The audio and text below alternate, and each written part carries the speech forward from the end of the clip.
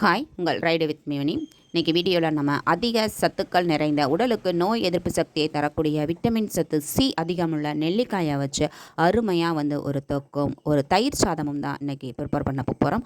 So ரெண்டுக்கும் combination பக்காவாக இருக்கும். இந்த நெல்லிக்காய் தொக்கு வருஷ கணக்கில் கெட்டு போகாமல் அப்படியே இருக்கும். ஸோ சூப்பராக இன்றைக்கி நாம் எப்படி ஃப்ரெஷ்ஷாக ப்ரிப்பேர் பண்ண போகிறோம் அப்படிங்கிறது தான் இந்த வீடியோவில் பார்க்க போகிறோம். ஸோ வாங்க, சீசன் கிடைக்கும் போதே ப்ரிப்பேர் பண்ணி ஸ்டோர் பண்ணி வச்சுக்கிடலாம்.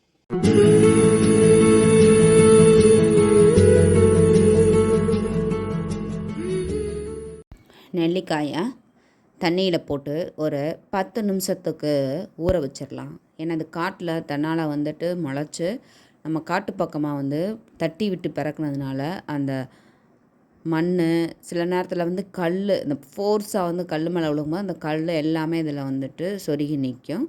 அதே மாதிரி பார்த்திங்கன்னா இந்த பூச்சிகளெல்லாம் கூடு கட்டி ஸ்பைடர் கூடு மாதிரி இருக்குது. ஸோ அதனால் ஒரு 10லேருந்து ஒரு 1/4 மணி நேரம் வரைக்கும் நல்லா தண்ணியில் ஊற வச்சுட்டு அதுக்கப்புறமா எடுத்து ஒரு நெல்லிக்காயாக தான் நான் தேய்ச்சி கழுவி எடுத்தேன். இந்த காம்பு இந்த பகுதிகள் எல்லாமே இப்போ எல்லாத்தையுமே தேய்ச்சி நல்லா எடுத்துக்கிறணும். ஏன்னா அதில் கல் அப்படியே சொருகி இருந்தது. ஸோ அதனால் நல்லா கழுவி எடுத்தாச்சு. நம்ம எவ்வளவு தான் இதில் ஒர்க் அதிகமாக தெரிஞ்சாலும் நாமளே ஃப்ரெஷ்ஷாக பறித்து எடுத்துகிட்டு வந்தது. அதுவும் இல்லாமல் காட்டில் எந்த உரம் எதுவுமே போடாமல் நல்லா நேச்சுரலாக முளைச்சி வந்த இந்த காட்டு நெல்லியை பறிச்சுட்டு வரும்பொழுது அவ்வளோ ஹாப்பியாக இருந்தது. ஸோ அதை எடுத்து நல்லா வாஷ் பண்ணி எடுத்தாச்சு. இப்போ இங்கே நான் ஸ்டீமரில் தண்ணி ரெடியாக காய வச்சுருக்கேன். இப்போ அதில் போட்டு இதை மூடி வச்சிடலாம். இது குக் ஆகட்டும். ஒரு 10 நிமிஷம் தான் வச்சேன். நல்லா குக் ஆகி அதை எப்படி அந்த வெடித்து வந்திருக்கு அப்படின்னு சொல்லி பாருங்கள். நல்லா ஆறவும் வச்சுட்டேன். இப்போது இதை அப்படியே லைட்டாக கையில் வச்சு இப்படி ப்ரெஷ் பண்ணாலே அழகாக வருது. அந்தளவுக்கு சாஃப்டாக, அதாவது ரொம்ப குழையவும் விட்டுறக்கூடாது. ஸோ நல்லா சாஃப்டாக குக் ஆகி வந்துருச்சு. இப்போ எல்லாத்துலேயுமே கொட்டைகளை ரிமூவ் பண்ணிக்கிறலாம். கொட்டையை ரிமூவ் பண்ணி வச்ச நெல்லிக்காய் பீசஸை இந்த மாதிரி ஒரு மிக்ஸி ஜாருக்கு மாற்றிக்கிறலாம். மாற்றிட்டு அப்படியே அதை கொஞ்சம் கொரகொரப்பாக பேஸ்ட்டாக இல்லாமல் கொஞ்சம் கொரகொரப்பாக அடித்து எடுத்து விட்டுக்கலாம் பல்ஸில் வச்சு. ஸோ இப்போ பாருங்கள், இந்த மாதிரி அடித்து எடுத்துக்கிட்டேன். இதில் பார்த்திங்கன்னா 1, 2 அப்படியே பீஸாகவே இருக்குது. ஸோ அந்த மாதிரி இருக்கும் பொழுது தான் நமக்கு அந்த ஊறுகாய் சாப்பிடும் பொழுது நல்லா இருக்கும். ஸோ இந்த அளவுக்கு அடித்து எடுத்தாச்சு. நான் தண்ணி எதுவுமே ஆட் பண்ணலை. அப்படியே சும்மா பல்ஸில் 2 சுற்ற விட்டு எடுத்திருக்கேன். இப்போ ஒரு ஃப்ரை பேன் எடுத்துக்கிட்டு அதில் 1 ஸ்பூன் கடுகு ஆட் பண்ணிவிட்டு ஒரு 10 செகண்ட் நல்லா கிண்டி விட்டுட்டு அதுக்கப்புறமா ஒரு 3/4 ஸ்பூன் அளவுக்கு வெந்தயம் ஆட் பண்ணிக்கிறேன். வெந்தயம் ஆட் பண்ணிவிட்டு மீடியம் ஃப்ளேமில் வச்சு கருக விட்டுறாமல் இந்த கடுகையும் வெந்தயத்தையுமே நல்லா வறுத்து விட்டுக்கலாம். இது கருகிருச்சு அப்படின்னா அதோட ஃப்ளேவரும் அந்த டேஸ்ட்டும் மாறிடும். ஸோ மீடியம் ஃப்ளேமில் வச்சு நல்லா வறுத்து விட்டுக்கலாம். பாருங்கள், அதோட கலர் சேஞ்ச் ஆகி அந்த ஃப்ளேவர் வர ஆரம்பிச்சிருச்சு. கடுகுமே பார்த்திங்க அப்படின்னா வெடிக்க ஆரம்பிச்சிருச்சு.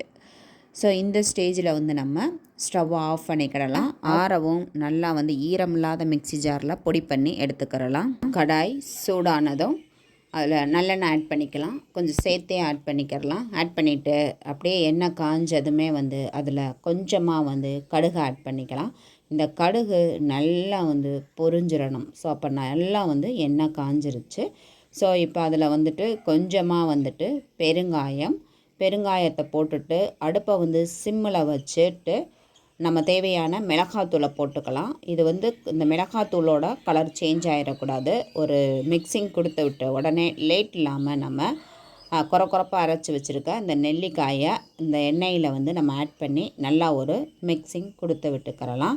கொடுத்து விட்டுட்டு நல்லா எண்ணெயில் அந்த எண்ணெயை இந்த நெல்லிக்காய் ஃபுல்லாக ஃபர்ஸ்ட்டு அப்சர்வ் பண்ணிக்கிறோம், உள்வாங்கிக்கிறோம். அந்த இதை நல்லா உள்வாங்கி நல்லா வதக்கி விட்டுக்கிட்டே இருக்கணும். வதக்கி விட்டுட்டு இப்போ பாருங்கள், அந்த எண்ணெயை ஃபுல்லாகவே அது அப்சர்வ் பண்ணிடுச்சு. இப்போது இந்த ஊறுகாய்க்கு தேவையான உப்பு ஆட் பண்ணிக்கிறலாம்.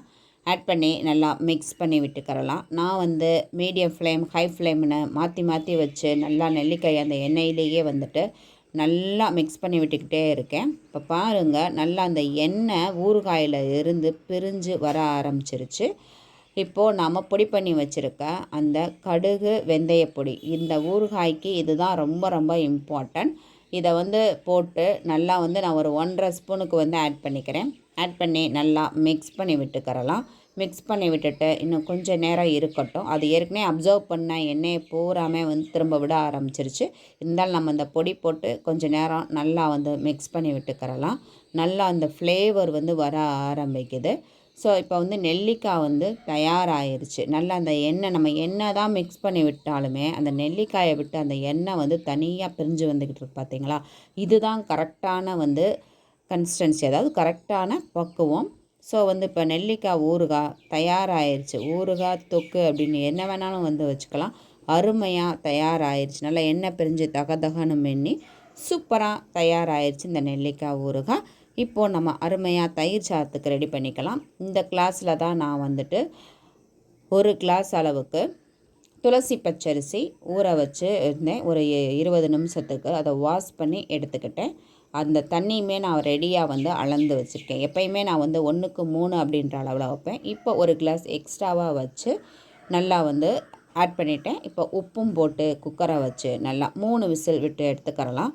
நல்லா குழைவாக வெந்து வந்துருச்சு. நம்ம பார்த்திங்களா, அந்த 1 கிளாஸ் சேர்த்து விட்டதுனால கொஞ்சம் சொதப்பாக இருக்குது. இப்போ நல்லா மிக்ஸ் பண்ணி விட்டுட்டு அதில் பால் ஆட் பண்ணிக்கிறேன். நான் காய்ச்சி ஆற வச்சா பால் ஆட் பண்ணி நல்லா மிக்ஸ் பண்ணி விட்டுக்கிட்டாச்சு. அந்த கட்டிகள் எதுவும் இல்லாமல் நல்லா வந்து மிக்ஸ் பண்ணி விட்டுக்கிறணும். பார்த்திங்களா, இந்த கன்சிஸ்டன்சிக்கு வந்து நான் நல்லா மிக்ஸ் பண்ணி விட்டுட்டேன்.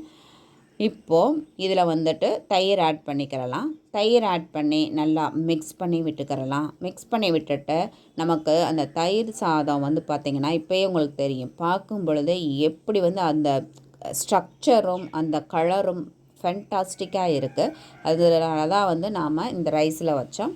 ஸோ இப்போ வந்து சாதம் ரெடியாக இருக்குது. இதுக்கு ஒரு தாளிப்பு கொடுத்துக்கலாம். ஒரு ஃப்ரை பேனில் எண்ணெய் ஆட் பண்ணிவிட்டு கடுகு, உளுந்து, கொஞ்சம் சீரகம் போட்டு அப்புறமா கொஞ்சம் மிளகும் போட்டு இது எல்லாமே நல்லா பொரிஞ்சு வந்ததும் கட் பண்ணி வச்ச சின்ன சின்ன இஞ்சி துண்டு, மிளகாய், கருவேப்பிலையும் போட்டு நல்லா வந்துட்டு வறுத்து விட்டுக்கரலாம். இது நல்லா பொரிஞ்சு ஃப்ளேவர் வரவுமே இந்த நம்ம ரெடியாக வச்சுருக்க சாதத்தில் ஆட் பண்ணிவிட்டு கொஞ்சமாக கட் பண்ணி வச்ச மல்லி இலையுமே போட்டு நல்லா மிக்ஸ் பண்ணணும்.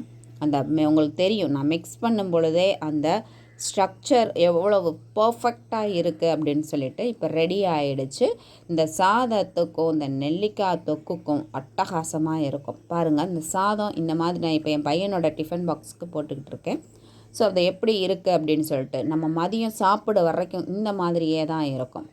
ஸோ நீங்களும் இதே மாதிரி வந்து ட்ரை பண்ணுங்கள். நெல்லிக்காய் தொக்கை அப்படியே பாட்டிலில் ஸ்டோர் பண்ணி வச்சுட்டோம் அப்படின்னா அப்படியே வருஷம், அதாவது 1 இயர் ஆனாலும் கெட்டு போகாமல் அப்படியே இருக்கும். தண்ணி மட்டும் படாமல் பார்த்துக்கிறணும். டேஸ்ட்டு வேறு லெவலில் இருக்கும். வீடியோ பிடிச்சிருந்தா லைக் பண்ணுங்கள். நம்ம சேனலை புதுசாக பார்த்தா மறக்காமல் சப்ஸ்கிரைப் பண்ணுங்கள். தேங்க்யூ.